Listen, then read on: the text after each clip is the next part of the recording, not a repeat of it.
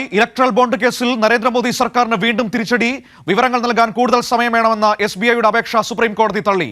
നാളെ തന്നെ വിവരങ്ങൾ കൈമാറണമെന്നും 15-നകം തെരഞ്ഞെടുപ്പ് കമ്മീഷൻ വിവരങ്ങൾ പ്രസിദ്ധീകരിക്കുമെന്നും ചീഫ് ജസ്റ്റിസ് DY ചന്ദ്രചൂഡ് അധ്യക്ഷനായ ഭരണഘടനാ ബെഞ്ച് ഉത്തരവിട്ടു. ഇലക്ട്രൽ ബോണ്ട് റദ്ദാക്കിയതിന് പിന്നാലെ ബോണ്ടിനെക്കുറിച്ചുള്ള വിവരങ്ങൾ മറച്ചുവെക്കാനുള്ള നരേന്ദ്രമോദി സർക്കാരിന്റെ ശ്രമങ്ങൾക്കാണ് സുപ്രീം കോടതിയിൽ നിന്നും വൻ തിരിച്ചടിയുണ്ടായത്. ഇലക്ട്രൽ ബോണ്ട് വിവരങ്ങൾ കൈമാറാൻ ജൂൺ 30 വരെ സാവകാശം ചോദിച്ച SBI നടപടിയെ ഭരണഘടനാ ബെഞ്ച് രൂക്ഷമായി വിമർശിച്ചു. നാളെ തന്നെ വിവരങ്ങൾ കൈമാറണമെന്നും മാർച്ച് 15-നകം വിവരങ്ങൾ തെരഞ്ഞെടുപ്പ് കമ്മീഷൻ പരസ്യപ്പെടുത്തണമെന്നും ചീഫ് ജസ്റ്റിസ് DY ചന്ദ്രചൂഡ് അധ്യക്ഷനായ ഭരണഘടനാ ബെഞ്ച് ഉത്തരവിട്ടു. വിവരങ്ങൾ കൈമാറണമെന്ന് സുപ്രീം കോടതി നിർദ്ദേശിച്ചിട്ടും 3 ആഴ്ചയായി എന്തെടുക്കുകയായിരുന്നുവെന്ന് കോടതി ചോദിച്ചു.